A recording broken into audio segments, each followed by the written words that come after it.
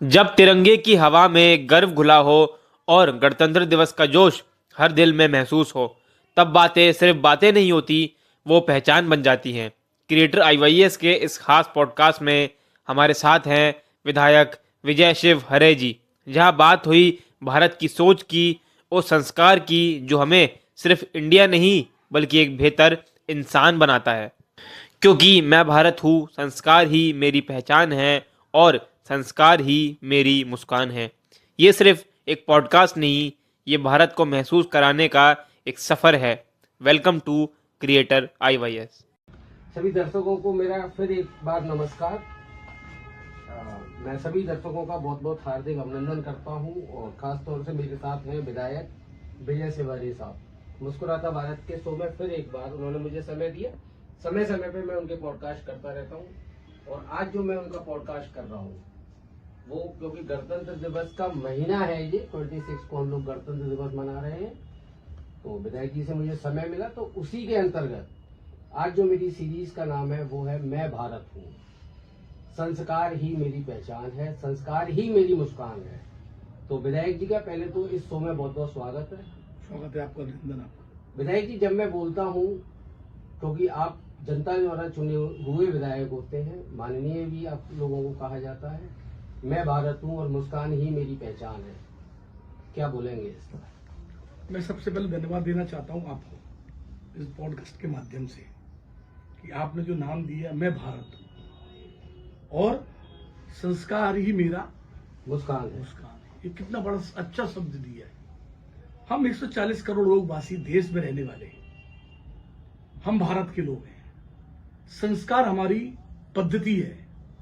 तो उस दृष्टि से इस पॉडकास्ट जो आपने नाम दिया है निश्चित ही अच्छा नाम है और ऐसे प्रेरित नाम लोगों को प्रेरित करती है। संस्कार शब्द क्या है? शब्द आपने जोड़ा है कि संस्कार ही मेरी मुस्कान है। जी। बच्चा जब पैदा होता है तो परिवार से ही उसको संस्कार दिए जाते हैं। इस भारत की मिट्टी में मैंने जन्म लिया है, मेरे संस्कार इस मेरी भारत के लिए क्या होने चाहिए, ये विषय है। धन्यवाद देना चाहता हूं कि आपने जो शब्द प्रयोग करे हैं इस पॉडकास्ट के माध्यम से, निश्चित ही 140 करोड़ लोग इसको देखेंगे, उनको प्रेरित भी होगा इस बात के लिए कि मैं भारत हूं और संस्कार ही मेरी मुस्कान है। ये अच्छा स्लोगन आपने दिया है और लोगों को इसको प्रेरित भी होना चाहिए। और आपके पॉडकास्ट के चैनल के माध्यम से मैं लोगों से भी कहना चाहता हूं कि संस्कार बगैर कुछ नहीं है, संस्कृति बगैर कुछ नहीं है। हम भारत में तो हैं, लेकिन हमारे संस्कार और संस्कृति क्या है? विधायक जी, वैसे मैं राजनीति नहीं करता, लेकिन आपने क्योंकि मेरे भी रोंगटे खड़े हो गए हैं आपके उत्तर से, तो मेरी मजबूरी है, मैं कुछ क्वेश्चन आपसे ले रहा हूँ कि जिस भारत में कश्मीर को मुकुट कहा जाता है, उस कश्मीर में सन 90 से पहले या सन 90 के काल में क्या कत्लेआम हो रहे थे? क्या कश्मीर में 370 हटना हमारे संस्कारों में शामिल नहीं है? क्या राम मंदिर बनना अगर धर्म विशेष को या जाति विशेष को हटा दें तो ये संस्कार नहीं है? राम एक विचार है या केवल एक मंदिर है? मंदिर के माध्यम से विरोध किया जा सकता है या विचारों के माध्यम से? ये भी कहीं ना कहीं एक संस्कार है। आज अगर एक कन्या रात को 11 बजे 12 बजे भी शहर में विचरण करके घूम रही है, अपने लिए घूम रही है, उसको डर नहीं है, ये संस्कार नहीं है? क्या कहते हो? कश्मीर एक हमारा मुकुट है और उस मुकुट को छिन्न भिन्न करने का काम किसी ने करा तो मैं उन दलों के नाम लेना नहीं चाहता जो केंद्र की सरकार के अंदर सत्ताधीन रहे। उनको इस मुकुट की चिंता नहीं थी।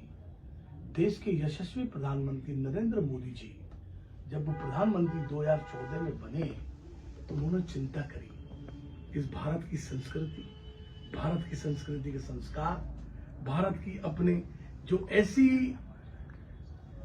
धर्माचार्य लोग जिनके मंदिर थे, मठ थे,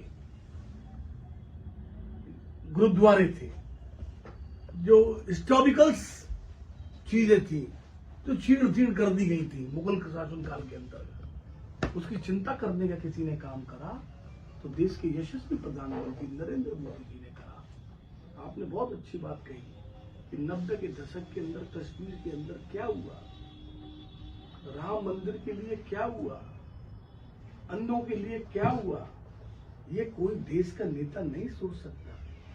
देश के नेता ने इस ओर भी देखा और इस ओर भी देखा कि मेरा 140 करोड़ लोगों में कोई भी भूखा नहीं सोए, इसकी भी चिंता करी। मैंने ये क्वेश्चन इसलिए किया था आपसे कि मेरा जो पॉडकास्ट का नाम है वो है मैं भारत हूँ। भारत में 140 करोड़ लोग रहते हैं और 140 करोड़ लोग सब मैं भारत हूँ। राम मंदिर कोई धर्म से जुड़ी हुई चीज नहीं है, वो एक संस्कार है। संस्कार के साथ साथ एक आस्था भी हमारी, यस, हमारी आस्था है। संस्कार है तो हमारी आस्था भी है, संस्कृति भी है, विश्वास भी है। हम उसको कैसे भुला पाएंगे? क्या सनातनी होना गुनाह है क्या? राम कौन थे? राम कौन थे? ये राम एक मर्यादा थे, मर्यादा थे। आपका अयोध्या से विरोध हो सकता है, राम से विरोध नहीं हो सकता। मजहब का जब विरोध करते हैं वो इस भारत के लोग नहीं है साहब। इनको तो पाकिस्तान, अफगानिस्तान, बांग्लादेश चला जाना चाहिए, फिर भारत में क्यों रह रहे हैं? इस पॉडकास्ट के माध्यम से उनको मैं चेतावनी देना चाहता हूं, कष्ट के साथ कह रहा हूं। आप किसी व्यक्ति के मजहब की आराध्य को आप विरोध करेंगे, ये नहीं चलेगा साहब, इस देश में नहीं चलेगा, कतई नहीं चलेगा। बहुत हो गई, अब नहीं चलेगा। बांग्लादेश के अंदर बांग्लादेश के अंदर अल्पसंख्यक समाज के साथ क्या हो रहा है, कोई कहने वाला है? मुझे पॉडकास्ट के माध्यम से आपने नाम दिया मैं भारत हूं, लेकिन मुझे ये भी बोलना पड़ रहा है मैं भारत हूं ना। उस बांग्लादेश में जो हमारे अल्पसंख्यकों के साथ जो अत्याचार किए गए वो क्यों कर रहे हैं भाई? गर्व होना चाहिए भारत में रहने वाले अल्पसंख्यकों को, यह सुरक्षित है, यह सुरक्षित है।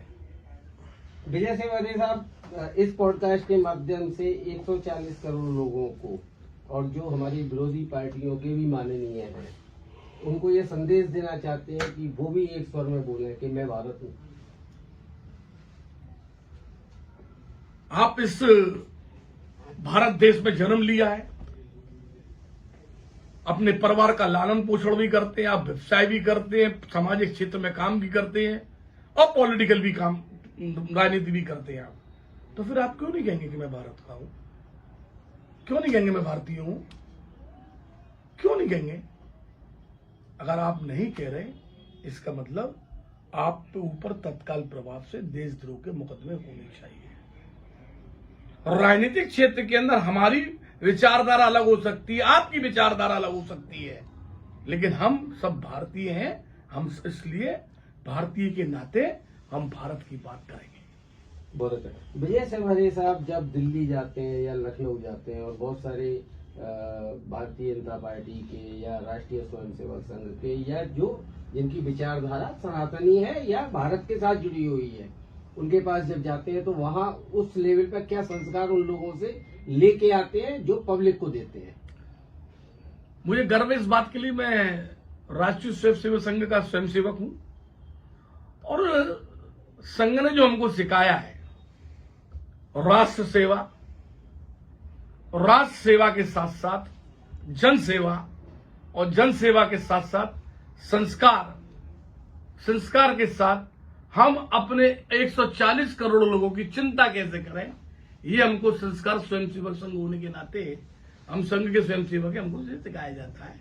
और उसी पद्धति पर आप देखना किसी भारतीय जनता पार्टी के नेता को, वो हमेशा राष्ट्रवाद की बात करेगा, वो कोई बात नहीं करता है जी।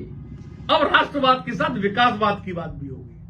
बहुत अच्छा। राष्ट्रवाद नहीं चलेगा, विकासवाद की बात भी चलेगी, संस्कार भी चलेंगे। जब संस्कार नहीं होंगे तो कुछ नहीं होगा, आपका आस्था भी चलेगी। तो इसलिए राष्ट्रवाद के साथ साथ ये काम भी हमको चलेंगे। और जो व्यक्ति अपने परिवार को जोड़ के चल सकता है तो निश्चित ही वो सबकी सेवा करने की उसके अंदर ताकत रखता है। विजय सेवानी साहब, ऐसा कौन सा संस्कार आप में है जो इतनी मजबूती से बोलते हैं, इतनी मजबूती से पब्लिक के साथ खड़े होते हैं और इतनी मजबूती से अपना पक्ष रखते हैं कि मैं भारत हूं और संस्कार ही मेरी मुस्कान है? आपने बड़ा अच्छा प्रश्न कर लिया कि मैं क्या सोचता हूं। सामाजिक क्षेत्र में काम करता हूं, दायित्व आते और जाते हैं, लेकिन अपना व्यवहार, अपना आचरण आपको ऐसा रखना अपने जीवन काल के अंदर कि लोग आपको याद करें। मैं आज जनप्रतिनिधि हूं, प्रदेश का मंत्री भाजपा का हो सकता है, कल में पर नहीं रहेंगे दायित्व, लेकिन अपने आचरण, अपने व्यवहार से मैंने कितने लोग अपने बनाए जो आए मेरे द्वार तक और मैंने उनके निस्तारण काम के करे। ये मेरे आचरण व्यवहार के अंदर होना चाहिए। और कोई व्यक्ति आए, ये नहीं कि जब ये पैसे वाला आ गया तो उसको चेयर मिल जाएगी, रिक्शा चलाने वाला भी आएगा, उसकी चेयर पे बैठेगा, चाहे वो उद्योगपति बैठता है, वही पानी वो उस गिलास में पिएगा, उसी गिलास में वो पानी पिएगा, उसी कप में वो चाय पिएगा, उसी कप में वो चाय पिएगा। ये मेरे संस्कार हैं और इन संस्कारों को निस्तारण में बराबर निरंतर प्रयास करता हूं। इन संस्कारों को अपने अंदर उतारने का प्रयास करता हूं और निश्चित ही जो मुझे जानते हैं इस बारे में, मेरी कथनी और करनी में कोई अंतर नहीं है जी। निःशुल्क सेवाएं, कोई सेवा यहाँ पे शुल्क नहीं लगता है किसी प्रकार का भी। आज तक 36 साल सामाजिक क्षेत्र में काम करने के बाद आज तक कोई एक आदमी ये नहीं कह सकता कि विजय के सवेरे कि शुल्क लेके कुछ काम करते हैं। प्रदेश की राजनीति में एक स्थान आप रखते हो, लेकिन मैं उस धरोहर से बात कर रहा हूँ। आगरा में आप पैदा हुए। अगर मैं बोलूं आपसे कि सुनो आगरा, और मैं चाहता हूँ एक ऐसा एग्जाम्पल आप आगरा के लोगों के लिए दें, जिसको मैं बोल रहा हूँ सुनो आगरा, कि हर घर से एक आवाज निकले कि विजय सेवारे मैं भारत हूँ, और वो जिसके घर पे हम खड़े हैं वो भी बोले मैं भारत हूँ। ऐसी क्या खूबी है विजय सेवारे में, और आगे के क्या प्लान्स हैं सुनो आगरा के लिए, आगरा के लोगों के? भारत हूँ मीन्स मैं जातवाद से उठकर ऊपर मुझे आना होगा। मैं किसी जाति विशेष पंथ से मैं जुड़ूंगा नहीं, जब तो आपकी पहचान बनेगी। जब व्यक्ति जात पात पंथ से बंध जाता है तो वहीं तक सिमट कर रह जाता है। इसलिए व्यक्ति की पहचान, आज जो विजय सेवारे की आगरा के अंदर पहचान है, वो दलगत राजनीति से उठकर, समाजवाद से उठकर, सामाजिक क्षेत्र के अंदर उठकर हमने जो काम करा विजय सेवारे ने, कोई ऐसी कौम नहीं, सातों कौम, जिसके बीच में मैंने काम नहीं करा हो। और इसीलिए इस आगरा की धरती के अंदर जब पार्टी का अध्यक्ष बना था, समाजवादी पार्टी की गवर्नमेंट थी, 84 स्वागत मेरे निरंतर चले। आज तक आगरा के इतिहास में किसी भी पॉलिटिशियंस के इतने बड़े स्वागत नहीं हुए जो मेरे हुए। सरकार हमारी नहीं थी, उसके बावजूद भी, क्योंकि आगरा की जनता ने मुझे प्यार और दुलार दिया। जब दिया क्योंकि मैंने जातवाद की राजनीति नहीं करी। विजय सेवारे साहब को अगर मैं एक पल को 20 साल का कैंडिडेट मान लेता हूं, अभी मेरे सामने 20 साल का एक लड़का बैठा हुआ है, क्या सोचते हैं कि 20 साल की उम्र में क्या सोचते थे, और आज इस टेबल पे बैठ के विधायक के तौर पर क्या सोचते हैं? कुछ ऐसा करना चाहिए नया कि लोग आपको एप्रिशिएट करें। कैसे? उदाहरण के लिए आगरा में क्या ऐसी चीज आगे भविष्य को हम दें विकसित भारत 2047 के लिए, जो बुजुर्ग लोग कहते थे कि सोने की चिड़िया मेरे भारत था, तो सोने की चिड़िया में आगरा की भूमिका क्या? उस दृष्टि से मेरी सोच रहती है।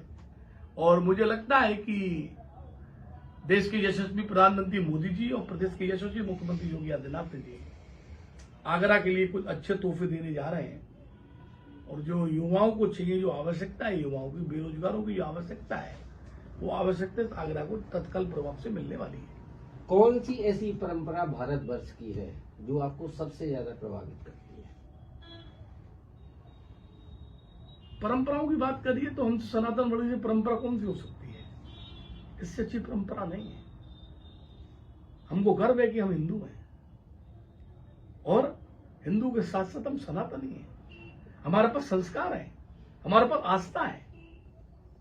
विधायक जी, एक क्वेश्चन और लूंगा। क्या लगता है आपको संस्कार व्यक्ति को कठिन बना देते हैं, इसीलिए भारतीय जनता पार्टी पूरे देश में फैल गई है? नहीं, ऐसा नहीं है। संस्कार व्यक्ति को सिखाता है, और व्यक्ति जब भी सीख सकता है। अगर मैं ये एक उंगली आपकी तरफ कर रहा हूं तो ये 4 उंगली मेरी तरफ हो रही है, इसलिए मुझे सुधरना होगा जब मैं आपको सुधार सकता हूं। यही संस्कार है। और इसलिए भारतीय जनता पार्टी को आप मैप पे देखेंगे तो 85% पूरे देश के मैप पे केसरी एजेंडा दिख रहा है। ये संस्कार है। एक जनप्रतिनिधि होने के नाते आपके दैनिक निर्णयों को संस्कार कितने प्रभावित करते हैं? मेरे संस्कारों को कोई मिटा नहीं सकता और मेरे संस्कारों को टिका नहीं सकता। दैनिक दिनचर्या मेरी अपनी चलती रहेगी, लेकिन मैं समझौता नहीं करता। इस मामले में थोड़ा जिद्दी टाइप का आदमी हूं। संस्कारों से कोई समझौता नहीं होगा। मेरा परिवार हो, मेरा संगठन हो, मेरी जनता के लोग हो, मेरे फॉलोअर्स हो, संस्कार सबसे पहले वरीयता मेरी है और वो वरीयता मेरी बरकरार रहेगी। एक व्यक्तिगत क्वेश्चन है, क्या एक मुस्कुराता और सकारात्मक समाज संस्कारों से मिलता है? 110%। संस्कार एक ऐसा शब्द है, बगैर उसके अधूरा है व्यक्ति। लेकिन व्यक्ति ने संस्कार अपने अंदर उतार लिए, निश्चित ही वो सफल व्यक्तित्व बनता है। वो सामाजिक क्षेत्र में हो, राजनीतिक क्षेत्र में हो या धर्म के क्षेत्र में, 100% सफल होता है। कई बार आपने माननीय प्रधानमंत्री जी का भी नाम लिया और माननीय योगी जी का, मुख्यमंत्री उत्तर प्रदेश जी का भी नाम लिया। क्या आपको लगता है कि संस्कार की भाषा ये दोनों ही लोग जब बोलते हैं, हमेशा ही बोलते हैं, सबसे ज्यादा जनता को प्रभावित करते हैं? 2014 से पहले देश की स्थिति क्या थी और आज की स्थिति क्या है, इसको आपको आकलन करना पड़ेगा। ऐसी क्या चीज आ गई कि 140 करोड़ लोगों के अंदर मोदी जी और 26 करोड़ लोगों में योगी जी छाए हुए हैं? क्यों? 14 से लगातार हम 3 बार चुनाव में जीते, 17 से हम 2 बार चुनाव में जीते, क्योंकि जनता के अंदर ये संदेश चला गया कि हम ऐसे नेताओं को चुन के भेज रहे हैं जिनका कुछ खोना नहीं, कुछ पाना नहीं, खाली सेवा काम करना है। इसलिए वह जात पात पंथ के आधार पर कोई निर्णय नहीं होते। निर्णय इस आधार पर होते हैं कि इस क्षेत्र के लिए जिस विकास चाहिए वो विकास मिल रहा है। इसलिए दोनों संस्कारित के नहीं, संस्कार सिखाने वाले लोग हैं, माने मोदी जी हो, माने योगी जी हो। 26 तारीख को गणतंत्र दिवस है और आज मैं पॉडकास्ट कर रहा हूं मकर संक्रांति से एक दिन पहले शाम को। मकर संक्रांति एक ऐसा त्योहार जिसमें दान को बहुत बड़ी चीज बताया गया है, गंगा स्नान को बहुत बड़ी चीज बताया गया है। दान करने से कितनी मानसिक शांति मिलती है, व्यक्तिगत रूप से भी, और क्योंकि आप पब्लिक के आदमी हो, जनप्रतिनिधि हो, तो दान देने से कितनी मानसिक शांति मिलती है, क्या कहेंगे विजय सिवारी साहब? सर, आपने ऐसा प्रश्न पूछ लिया है कि मकर संक्रांति पे दान क्यों? यस, दान क्यों? Yes yes. शास्त्रों में लिखा है कि मकर संक्रांति जब आती है तो हम दलित वंश से शोषित, ये ब्राह्मण देवताओं को, ये अपने अहुत देव देवताओं को हम कितना दान अपने हाथ से कर सकते हैं, और वो दान करने के साथ साथ हम गंगा स्नान कैसे कर सकते हैं, गंगा स्नान भी होना चाहिए। क्योंकि हम एक सनातनी है, तो ये हमारा नैतिक कर्तव्य है, इस त्योहार को हम इस तरीके से बनाएं, दान भी करें, गंगा स्नान भी करें, और जो हमने अपने जीवन काल के अंदर वो 1 वर्ष में जो भी गलती हम जो होंगी, ईश्वर हमको माफ करेगा। इसलिए ये हम मकर संक्रांति त्योहार मनाते चले आए।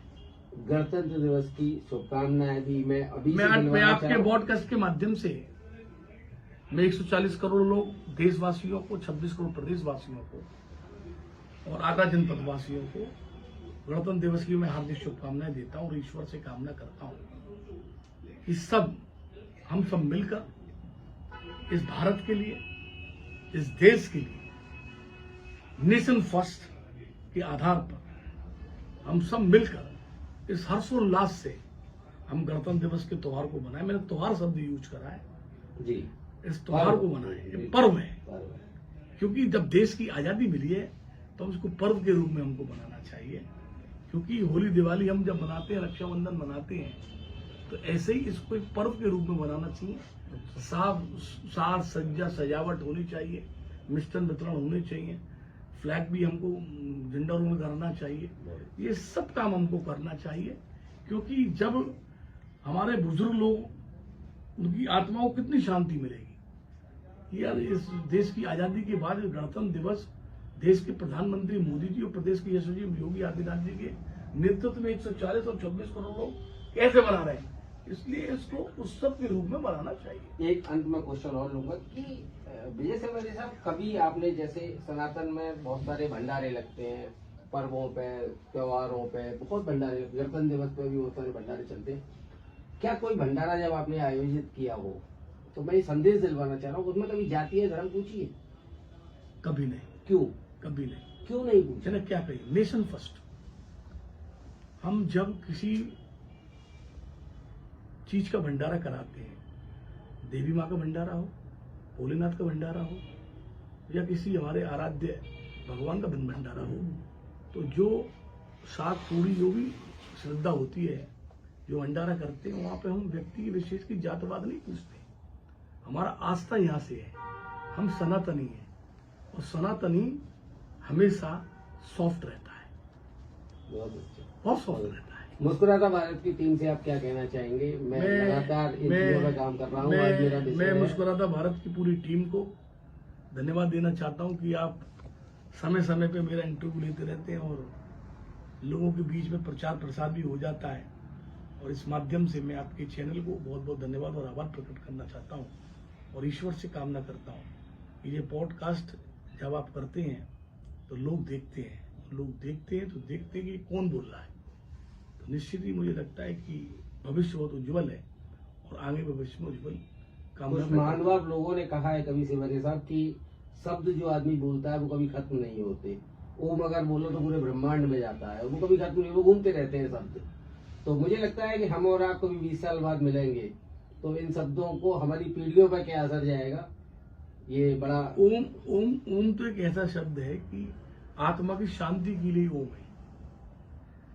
अगर आपको आत्मा की अपनी शांति लेनी है और अपने आप को शांति लेनी है, और कभी नींद अवस्था में जब जा रहे नींद नहीं आ रही है, तो ओम को उच्चारण करना चालू कर दो।